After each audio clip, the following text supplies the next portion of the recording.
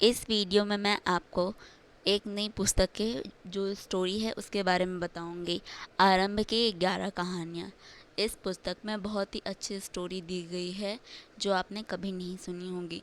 पूरे इसमें 11 चैप्टर है। सबसे पहला चैप्टर तोता उद्दीन है। इस वाले को आपने कभी नहीं सुना होगा, पर ये बहुत ही इंटरेस्टिंग है। आपको सुनकर ये बहुत अच्छा लगेगा। आप ध्यान से इसे सुनना, नहीं तो आपको समझ नहीं आएगा। अगर जहाँ पर आप भूल जाएं तो वहाँ पर आप स्किप करके दोबारा देख सकते हैं, सुन सकते हैं। तो चैप्टर यानी कि जो हमारा स्टोरी है तोता उद्दीन फर्स्ट भाग, उसे हम शुरू करते हैं कि इसमें है क्या। तोता उद्दीन कहानी है एक ऐसे तोते की जो इंसानी ज़ुबान बोलता है और बोल सकता है, क्योंकि आपने कई बार देखा होगा कि जो तोते हैं वो इंसानों की बातों को रिपीट करते हैं। तोता उद्दीन कहानी एक ऐसे तोते की है जो इंसानी गिरफ्त में होने के बावजूद इंसानों की ही आज़ादी दिलाता है। तोता उद्दीन, जो कि पहले मिठू के नाम से जाना जाता था और एक पंडित जी राम सूत्र के यहाँ पला बढ़ा, यानी कि उसकी परवरिश एक हिंदू घर में हुई थी, और वो भी एक प्राकंड पंडित राम सूत्र के यहाँ। राम सूत्र एक बार चिड़िया बाजार के सामने से गुजर रहे थे और अचानक उसकी नज़र वहाँ पिंजरे में बंद एक छोटे से तोते पर पड़ गई, जो कि बहुत ही कमज़ोर दिखाई पड़ रहा था।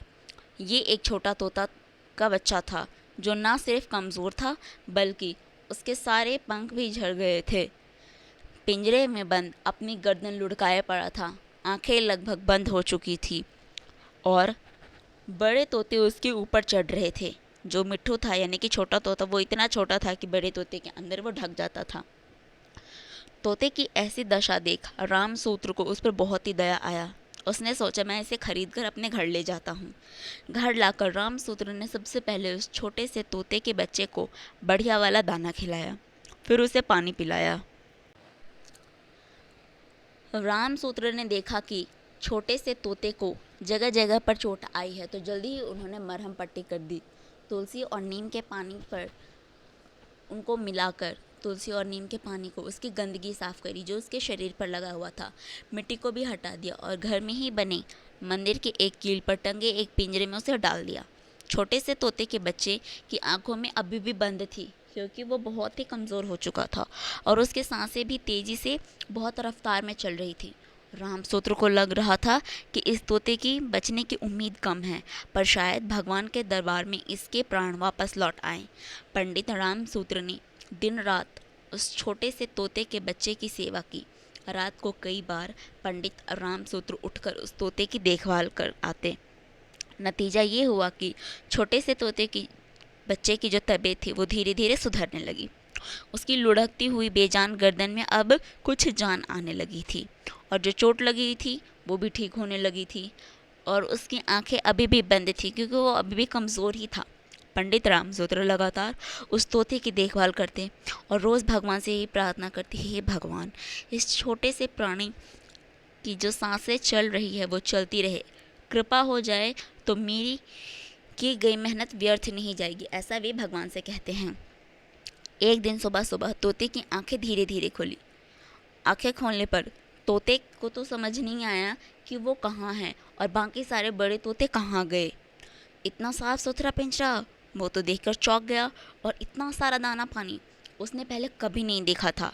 बड़ी हिम्मत कर वो अपने पैरों पर खड़ा हुआ और जब वो पीछे मुड़ा तो उसने देखा कि एक व्यक्ति मंदिर में बैठ पूजा कर रहा है और मंदिर के अंदर श्री राम की मूर्ति लगी है, जिस पर वो व्यक्ति फूल चढ़ा रहा है और लगातार जय श्री राम का पाठ पढ़ रहा है।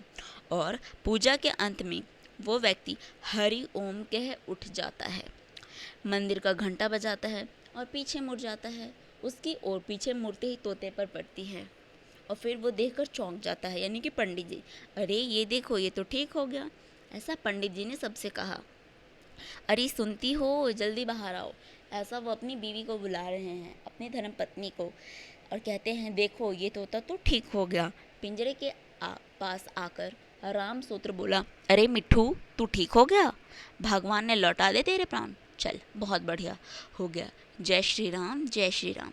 घर के बाकी सदस्य भी पिंजरे के आसपास इकट्ठे हो गए और मिट्ठू मिट्ठू कर तोते से बातें करने लगे। तोते यानी कि मिट्ठू को भी उसका व्यवहार पसंद आया, क्योंकि उसे सब बहुत प्यार कर रहे थे, इसीलिए उसको बहुत अच्छा लग रहा था। और वह अपनी बड़ी बड़ी गोल गोल आँखों से सबकी ओर देखता और तेज़ी से पिंजरे की ओर इधर से उधर भाग जाता। तो कभी उधर पंडित रामासूत्र ने मंदिर में हाथ जोड़े और अपनी छतरी लेकर जय श्री राम का उच्चारण करते हुए बाहर निकल आए। शाम होने पर पंडित रामासूत्र घर वापस लौटकर आ गए। दरवाजे पर उसने चप्पल उतारी और घर के अंदर के कुएं से पानी लेकर हाथ मुंह धोए। सबसे पहले तो वो मंदिर के अंदर गए और घंटा बजाकर हाथ जोड़कर बोला, जय श्री राम हरे राम श्री राम, नाम हरे हरे, ऐसा वो बोले। फिर उन्होंने घर के आंगन के बीच लगे तुलसी के पौधे के पास दिया जलाया और प्रार्थना करी। क्योंकि वो पंडित था तो वो भगवान को बहुत मानता था, और उसे पानी दिया। तभी पंडित रामासूत्र की पत्नी अंदर से आई और उन्हें चनामृत दिया, जिसमें कुछ तुलसी के पत्ते थे। जो उसका चनामृत था, उसने सोचा उसने तो पी लिया, और मिट्ठू को बोला। मिट्ठू ने कुछ खाया कि नहीं, ऐसा वो पूछता है। दाना तो पड़ा ही है पिंजरे में। यह कहकर पंडित रामासूत्र पिंजरे के पास गए और अपनी पत्नी से चनामृत की कटोरी मांगी और बोले, क्यों मिट्ठू, तू चनामृत पिएगा? ऐसा पंडित ने तोते से पूछा, यानी कि मिट्ठू से। तुझे तो पीना ही चाहिए, तेरी तो जान श्री राम ने ही बचाई है। अरे, यह कहकर पंडित रामासूत्र ने थोड़ा सा चनामृत तोते को यानी कि मिट्ठू को भी दे दिया। कटोरी के पिंजरे के ऊपर से डाल दिया और मिट्ठू ने भी जल्दी से थोड़ा सा चनामृत पी लिया। और इसे बहुत अच्छा लग रहा था, क्योंकि वो टेस्ट में मीठा था और उसमें तुलसी के पत्ते थे जो उसे खाने में बहुत स्वादिष्ट लगे। तो उसने उस तुलसी के पत्ते को भी जल्दी से खा लिया। शाम होते ही पंडित रामासूत्र के घर लोगों का जमावड़ा लग गया, मतलब कि भीड़ इकट्ठा हो गया। आरती शुरू हो गई। धूप की सौंधी सौंधी सी खुशबू आ रही थी, फूलों की महक, घंटे की आवाज़ मिट्ठू को भाने लगी। ये सब क्या हो रहा है और क्यों हो रहा है? मिट्ठू को ये सब समझ नहीं आ रहा था। वो तो अभी कुछ जानता भी नहीं था। उसे तो सिर्फ इस बात से मतलब था कि उसे भरपेट खाना मिल रहा है और भरपेट पानी मिल रहा है। उसने पहले ऐसा कभी नहीं देखा था, और ना पहले उसे ये कभी दाना पानी भरपेट मिलता था। भगवान, पूजा, ये सब आखिर एक तोते को कैसे समझ आता? उसने तो कभी पूजा नहीं करा होगा, इसीलिए वो कुछ भी समझ नहीं पा रहा था। ये सब उसकी समझ के बाहर था, पर वो जो कुछ भी देखता उसे अच्छी तरह से याद रहता। उसे ये सब देखकर बहुत अच्छा लग रहा था।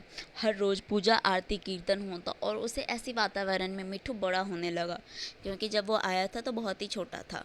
एक दिन पंडित रामासूत्र पूजा कर रहे थे कि अचानक उनको बहुत तीखी आवाज़ सुनाई दी। पीछे मुड़कर उन्होंने देखा, कोई जय श्री राम का उच्चारण कर रहा है। पहले तो उन्हें समझ नहीं आया कि कौन है, पर जब उन्होंने ध्यान से देखा तो मिट्ठू जय श्री राम का उच्चारण जोर जोर से कर रहा था। ये देख पंडित रामासूत्र खुशी से फूले नहीं समाये, क्योंकि कभी भी उन्होंने मिट्ठू को कुछ भी बोलना नहीं सिखाया था और ना ही उस पर जय श्री राम बोलने का दबाव डाला था। मिट्ठू तो खुद ब खुद ही जय श्री राम का उच्चारण करने लगा था।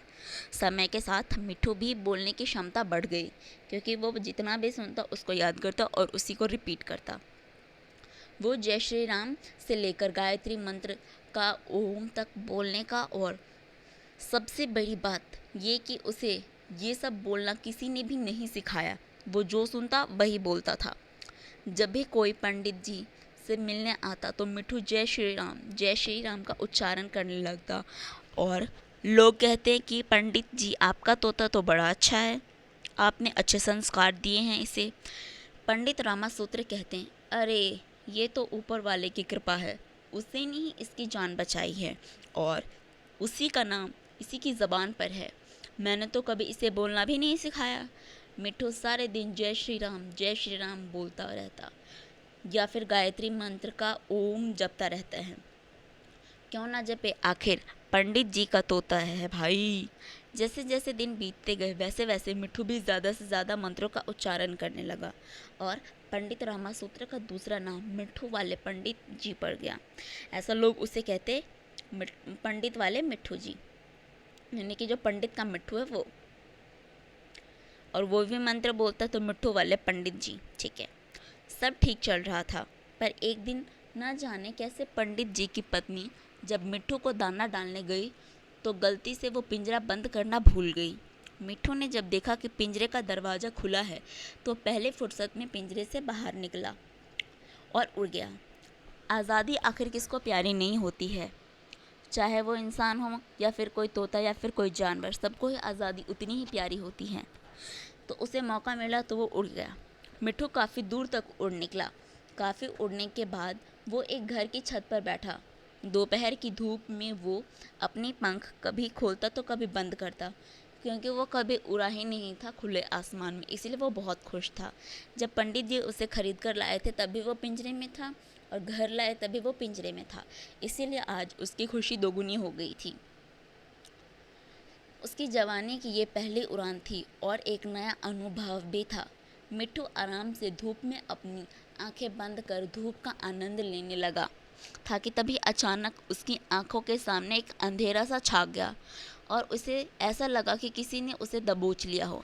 बेचारे मिट्ठू की किस्मत तो देखिए, जिस घर की छत पर जाकर बैठा था उसी घर में रहने वाले एक 10 वर्ष की बच्ची सुकून छत पर से ही खेल रही थी, और जैसे ही उसकी नज़र मिट्ठू पर पड़ी तो उसे फट से छत पर पड़ी बोरे से मिट्ठू के ऊपर डाल दी और तेज़ी से दौड़कर उसे पकड़ लिया।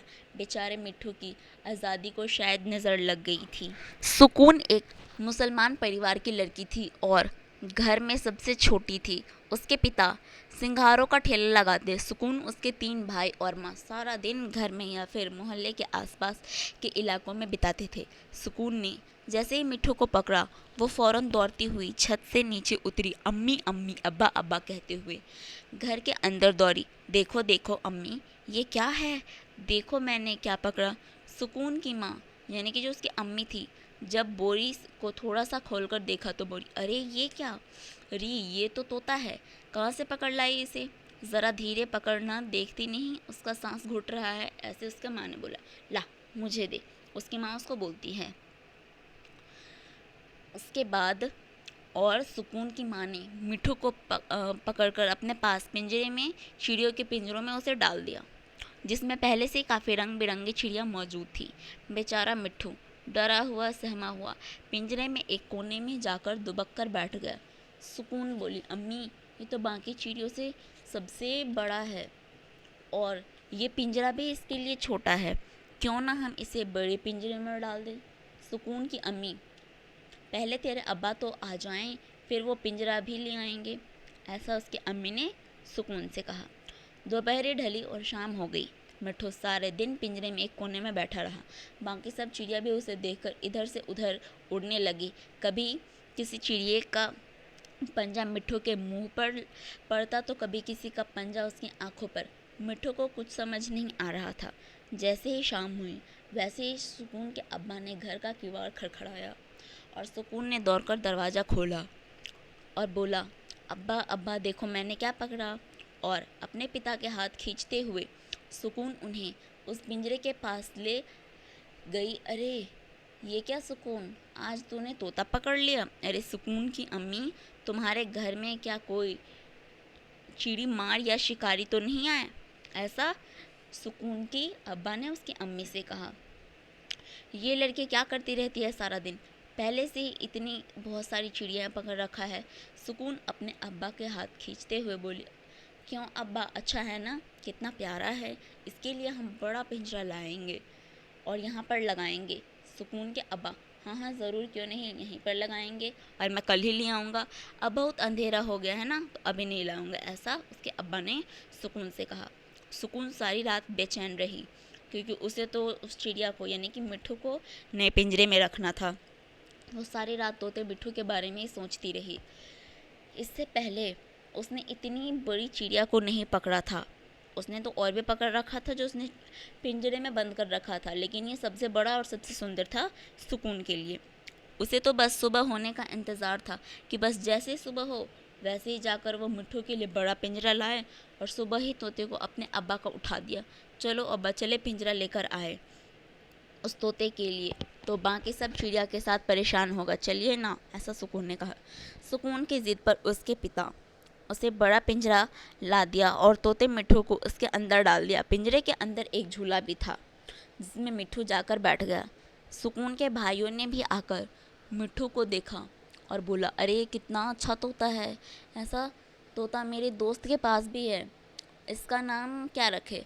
सुकून और उसके भाइयों ने कई नाम सोचे पर कोई भी उन्हें पसंद न आया। शाम को अब्बा जब आएंगे तो उन्हीं से पूछेंगे। शाम को जब सुकून के अब्बा घर आए तो फ़ौरन सुकून उसके पास गई और पास पहुंचकर और बोली, अब्बा अब्बा हम इस तोते का क्या नाम रखें, मुझे तो कोई भी नाम पसंद नहीं आ रहा है, आप ही बताइए ना, मैं क्या रखूं तोते का नाम। हम रखेंगे नासिर या फिर अमीर जलाल।